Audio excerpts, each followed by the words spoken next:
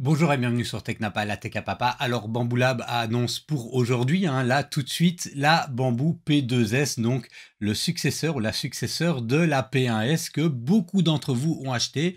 Personnellement, je ne l'ai jamais eu, mais il paraît qu'elle était vraiment très bien. Moi, j'avais la X1C que j'avais eu un peu juste après le Kickstarter. Donc bref de blabla, on va regarder un petit peu quelles sont les caractéristiques de cette machine annoncée, voir quand est-ce qu'elle est disponible. Peut-être là maintenant tout de suite, vous allez découvrir ça dans la vidéo. À quel prix je ne l'ai pas reçu en test, en tout cas pas pour le moment. C'est pas impossible que je la reçoive, vous le verrez bien sur la chaîne. Et puis en attendant, si vous comptez l'acheter, vous pouvez soutenir la chaîne en passant par le lien affilié qu'il y aura dans la description, que ce soit celle-là du filament ou une autre, mais en tout cas de chez Bamboo. Et ben on regarde ça tout de suite.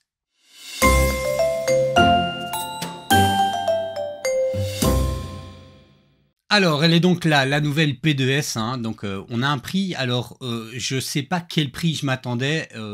Voilà, on a un prix qui est quand même assez similaire au prix de la P1S au lancement. Sauf que vous allez le voir, on a une machine qui est quand même largement améliorée. Alors, en gros, on va, pour résumer schématiquement, c'est une H2S qu'on a couplée avec une P1S avec des petits R2 X1C. Enfin bref, en tout cas. Je pense que ce sera une super machine pour monsieur et madame tout le monde qui veut pas mettre des gros billets pour avoir quelque chose de fiable et dont le volume est quand même suffisamment intéressant. Donc voilà, mais on va la regarder un petit peu de plus près. Donc je le disais, on a la version Combo P2S qui intègre donc l'AMS2 Pro qui est celui qu'on retrouve sur les H2D et les H2S pardon. Et qu'on peut également acheter à part. La machine sera également achetable à part tout seul, mais plus tard. C'est pas encore disponible. Ils nous mettent une petite remarque ici. La P2S seule sans AMS n'inclut pas de tampon de filament. Et donc, en gros, ça veut dire que il ne va pas faire la détection d'étranglement de filament si vous les utilisez sans AMS. Et le tampon de filament, en fait, c'est ceci. Donc, c'est le filament buffer qu'ils appellent ici, mais il n'est pas fourni avec la version sans AMS et c'est à ce niveau-là que se situe l'électronique qui permet de gérer la détection d'étranglement. Toutefois, il précise qu'on peut l'acheter à part, donc ça, c'est pas plus mal. Alors, quand on regarde comme ça vite fait sur les accessoires disponibles, on voit que les bus H2 sont compatibles, sont les mêmes que les bus P2S. Donc, les bus que vous auriez achetés au cas où vous l'avez fait pour votre H2D ou votre H2S, ben c'est les mêmes, ce qui veut dire qu'on récupère, alors c'est écrit en bas, mais on récupère le système de bus à remplacement rapide qui est celui qu'on a connu sur la série A1, qui a été repris sur la série H2 et qui est donc maintenant sur la P2. Alors on a également l'extrudeuse Servo PMSM, donc c'est une technologie d'extrudeur avec le cerveau qu'on a retrouvé également sur la série H2. Ils disent qu'on a une vision en direct ultra fluide et donc une meilleure caméra. Alors je ne sais même pas si la P1S avait une caméra. Dites-le moi dans les commentaires. Moi je l'ai pas eu la P1S, mais en tout cas avec une bonne caméra. On a une calibration automatique du flux dynamique. Voilà, donc on a un système de calibration du flux comme on a sur toutes les bambous. Certains fonctionnent mieux que d'autres. En tout cas, on a celui-là. Alors, si on a la version avec l'AMS, on récupère également le séchage des filaments par ventilation active. Donc ça, c'est intéressant également. Ça permet de se passer d'un dryer. Attention, je pense que ça ne permet toujours pas de l'utiliser en cours d'impression. On a un système de détection des erreurs par intelligence artificielle qui est le même ou à peu près, peut-être un petit peu moins performant vu qu'il y aura probablement moins de capteurs, mais que celui qui a, en tout cas dans la manière de fonctionner, le même que celui qu'il y a dans la H2. Et nouveauté, pour la série P, on a un vrai écran. Alors, je pense que ils disent que c'est l'écran tactile 5 pouces de deuxième génération. On est dans la même logique des écrans tactiles que ce qu'il y avait avec la X1C et je pense qu'il y a avec la H2D. Ça doit être à peu près le même. Donc voilà, on n'a plus le tout petit écran pas lisible qui nécessitait de mettre le bazar de BQ à la place.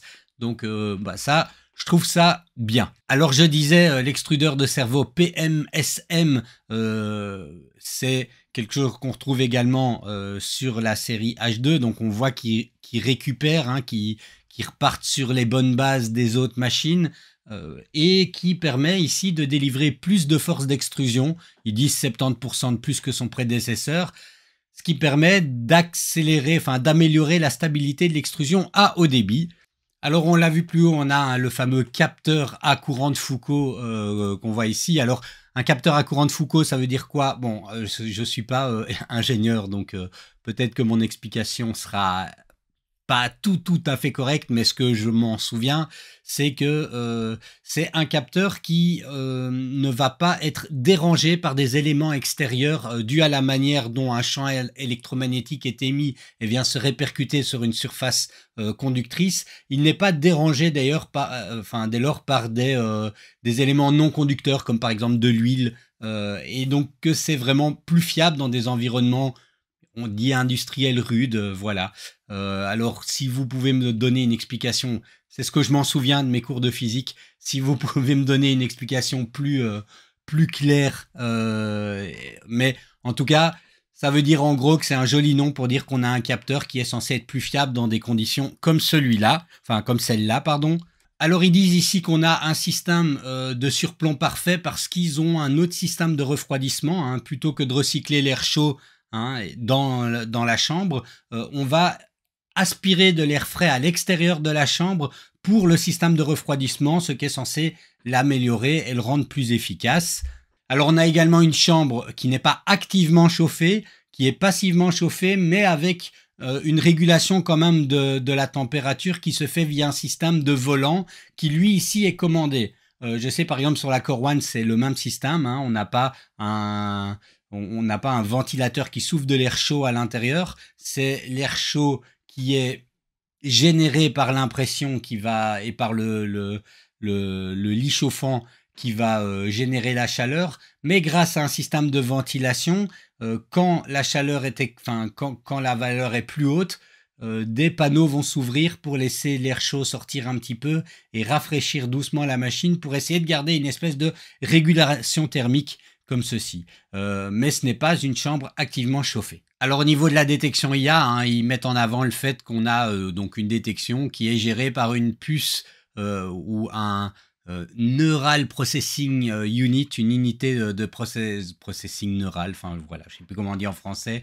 de 2 trillions d'opérations par seconde. Enfin, c'est 2 trillion operations per second en anglais, donc trillion, je ne sais plus. En tout cas, beaucoup d'opérations par seconde.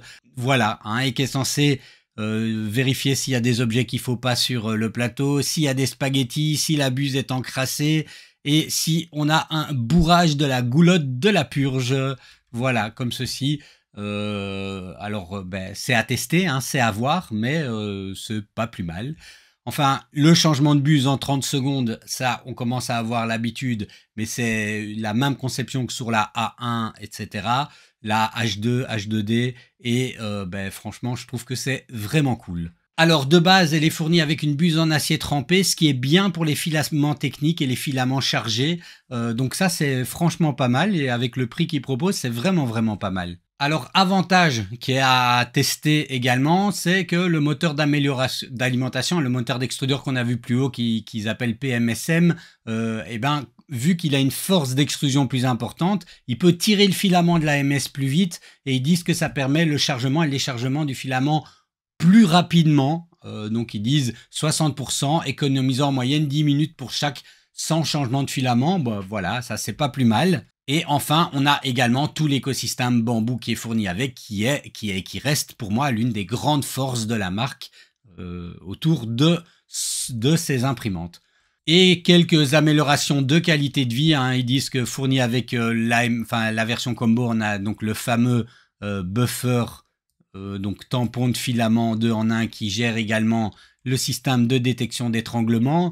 Alors ici, ils disent plateau plat pour une surface lisse, donc en gros, si je comprends... Ah oui, voilà. On va pouvoir ramasser plus facilement nos crasses en dessous parce qu'on n'a pas le petit rebord qui existe sur la P1S. Donc voilà, c'est pas plus mal. Alors, même chose que sur la H2D, la poignée pour tirer par en dessous.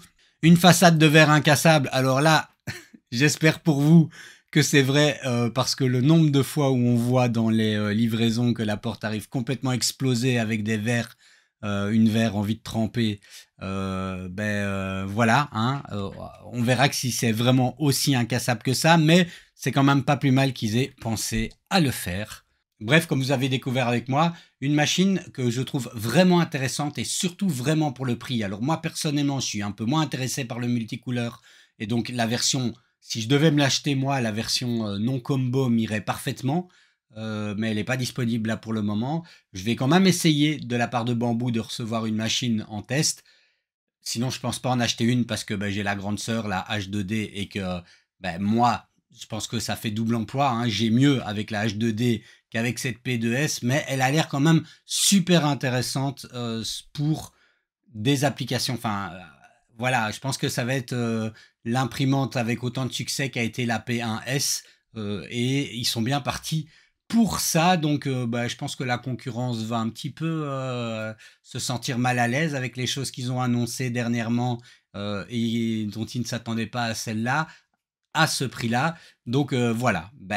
Dites-moi dans les commentaires ce que vous en pensez, si vous comptez l'acheter, si vous en avez une P1S et que vous vous dites celle-là, en fait, il me la faut, il faut que je remplace ma P1S. Si au contraire vous dites ouais, bon, bof, les améliorations, c'est pas plus que ça. En fait, voilà, dites-moi dans les commentaires et puis vous verrez bien si j'ai réussi à avoir une machine et que j'en fais le test sur ma chaîne d'ici quelques temps. Allez, et puis si jamais je fais, voilà, je suis bavard. Si jamais je fais un test, n'hésitez pas à dire aussi dans les commentaires ce que vous aimeriez bien que je teste, hein, puisque j'ai des protocoles de test, mais j'essaye de varier un peu et d'être à votre écoute. Donc s'il y a des choses particulières que vous aimeriez que je teste, au cas où je teste cette imprimante, dites-le dans les commentaires. Allez, maintenant je vous laisse vraiment.